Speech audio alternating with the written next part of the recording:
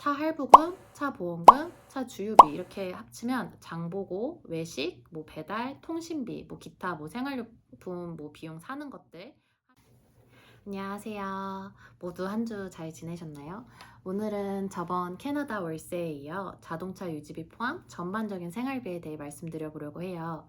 캐나다의 경우 다운타운에 사는 경우 차가 필수는 아니지만 장을 보러 가려고 해도 또는 근교를 놀러 가려고 해도 차가 필요한 경우가 많아서 차를 캐나다에 오기 전 미리 한국에서 구입을 해놓았었어요. 근데 약간의 TMI를 설명드리면 저희가 구입한 차량은 제네시스 차량인데 어, 그 당시 이제 원하는 차량은 좀 기다려야 한다고 하는데 저희가 와서는 뭐 이것저것 사러 다녀야 되고 하니까 차가 꼭 필요하겠다 싶어서 바로 구입할 수 있는 G70을 구입했는데요. 지금 그 차가 굉장히 말썽이라 너무 속상해요. 새 차를 구입한 거고 6개월도 안 되었을 때부터 차에서 소리가 조금씩 나는 거예요. 근데 서비스 센터를 갔더니 뒷유리가 깨졌다고 해서 뒷유리가 박도 아니고 안에가 깨졌다는데 안에가 깨질 일은 사실 없잖아요.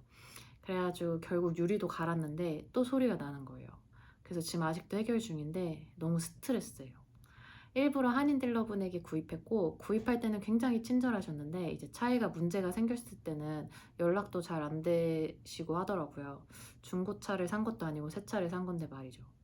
그리고 서비스 센터의 피드백도 너무 느리고 무튼 그래서 다음에 차를 사게 된다면 제네시스는 사고 싶지 않아졌어요.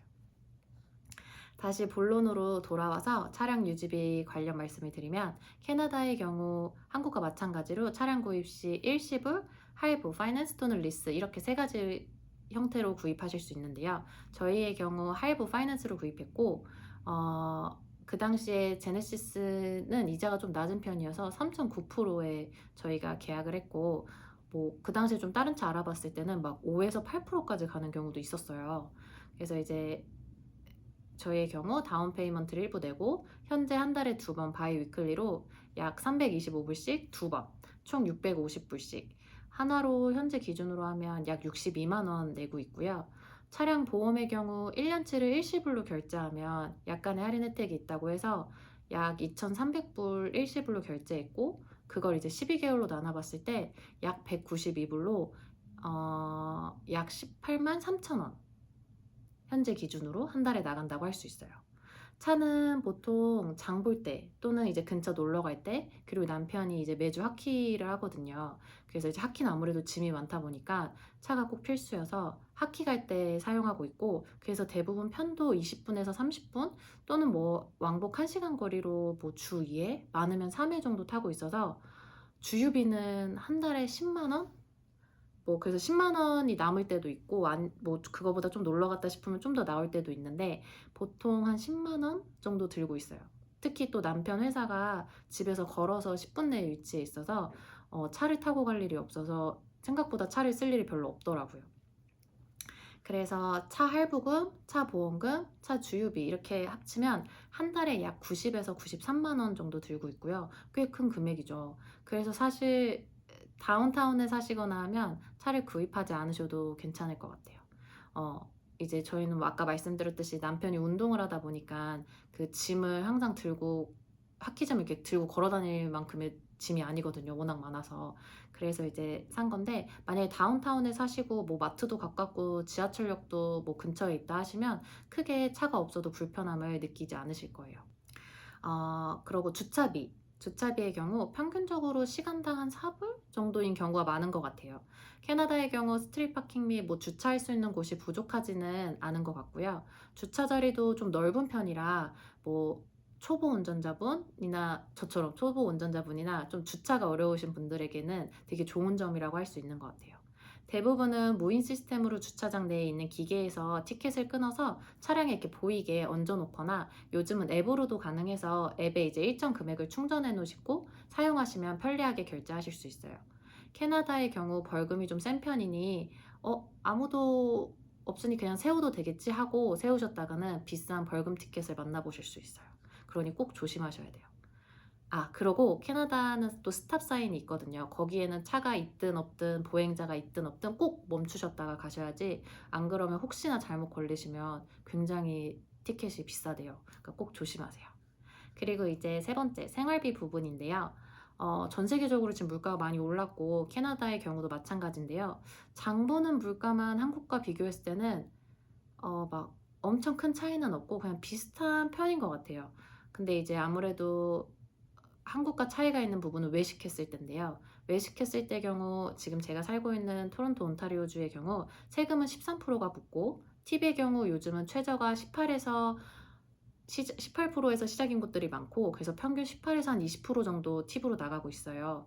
예를 들어 이제 며칠 전 저희가 날이 너무 추워서 따뜻한 음식 뭐가 있을까 하다가 쌀국수를 먹으러 갔거든요. 근데 막 그렇게 비싼 뭐 그런 집도 아니고 했는데 쌀국수 두 그릇에 스프링롤 두 피스 시켰는데 텍스랑 팁 포함해서 50불 나왔더라고요. 그러니까 한국 돈으로 한 48,000원?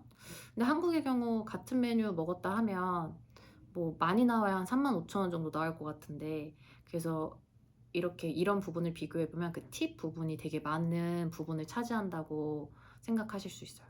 그리고 배달의 경우도 배달비 이외에 팁을 또 줘야 하기 때문에 배달을 잘 안 시켜 먹게 되는 것 같아요.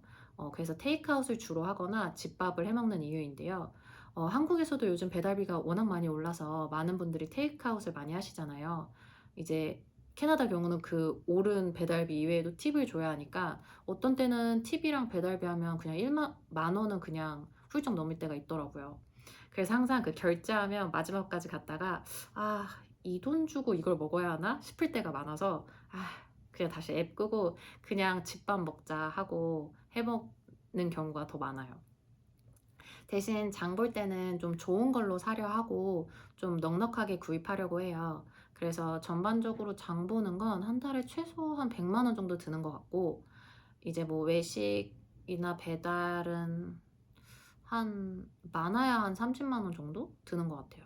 그래서 2인이 장 보는데 뭐 100만 원이나 들어? 라고 하실 수 있는데 이제 만약에 한인마트를 안 가시면은 더 좀 적게 사용하실 수 있는데 저희 같은 경우는 이제 한인마트를 꼭 한 번씩 장 볼 때 한 번씩은 가니까 한인마트의 경우 몇 개 사지 않아도 뭐 한 15만 원, 20만 원은 그냥 넘더라고요. 그래서 비용이 저희는 100만 원은 최소 드는 것 같아요. 음. 그래서 이제 계산을 해보면 장 보고 외식, 뭐 배달, 통신비, 뭐 기타 뭐 생활용품 뭐 비용 사는 것들 하면 한 달에 한 최소 150만 원은 들더라고요.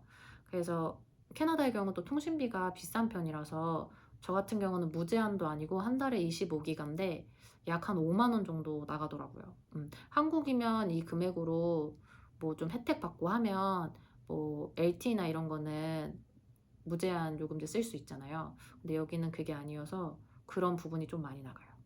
그래서 이제 저번 영상에 렌트비 포함해서 말씀드리면 집 렌트 약 2,500불, 차량 유지비 약 910불, 그리고 생활비 1,500불 하면 한 4,910불로 지금 환율 기준으로 하면 한 약 467만 원 정도 지출하고 있는 것 같아요.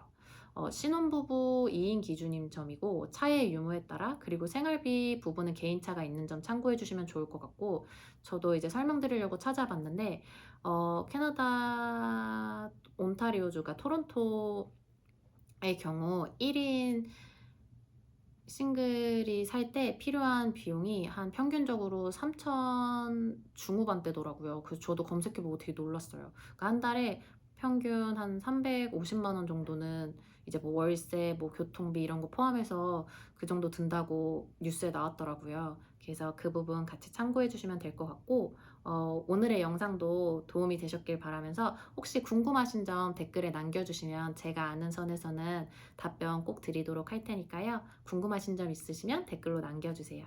다음 영상에서 만나요.